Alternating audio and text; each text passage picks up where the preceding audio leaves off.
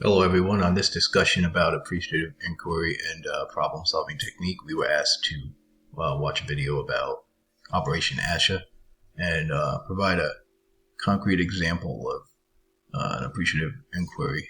To me, the founders of Operation ASHA used the anticipatory principle when they evaluated other organizations they could have joined and they chose to create their own.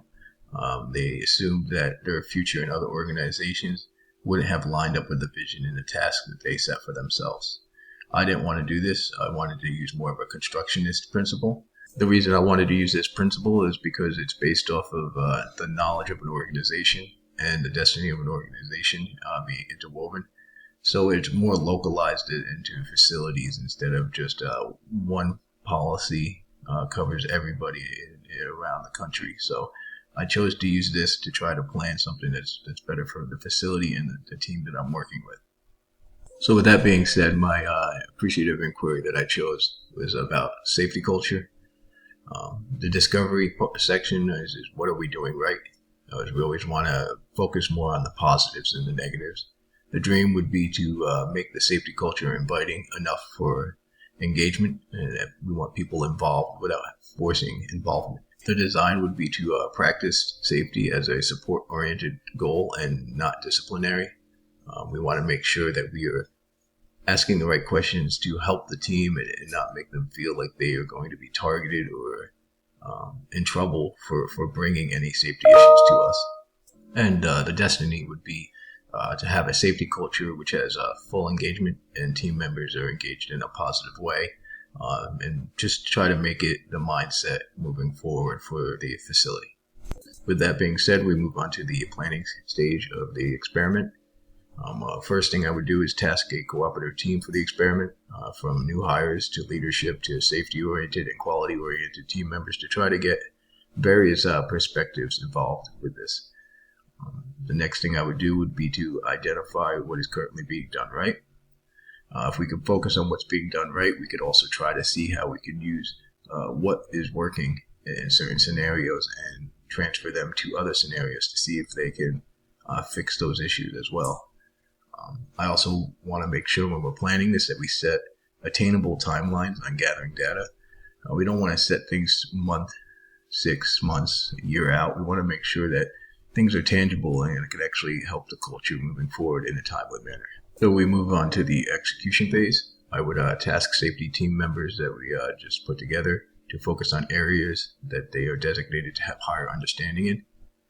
This would help, such as a quality guy in the quality zones, to know where the pinch points are and movable parts better than someone who doesn't work in the area to try to come up with a safer way of operations.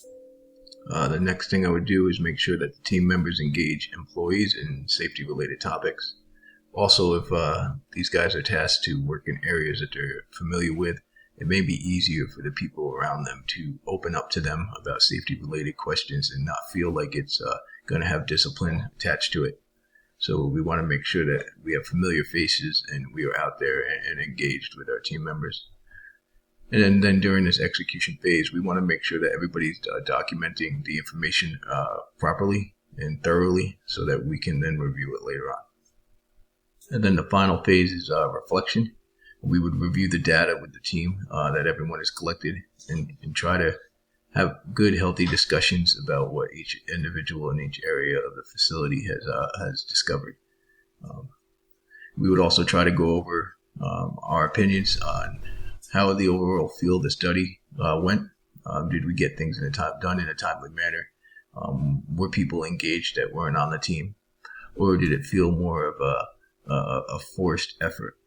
We would then discuss what could have been done differently, whether it be from how we gathered the data or how we engaged the team. Could we have added a more interactive element to the study? And then finally, we would reflect on did we get the desired result? And the desired result would be an improvement in our safety culture by having more engagement. We're having more enthusiasm towards a safe facility. This would further help the constructionist principle that I was trying to bring to this experiment. The more knowledge you have of safety, the safer the facility would be. So that would fall in lines of the knowledge of an organization and the destiny of an organization are interwoven. Having a safer culture and a better understanding of safety would then tend to lead to a safer facility. With that being said, that's all I have with this 4D model on appreciative inquiry. Thank you for your time.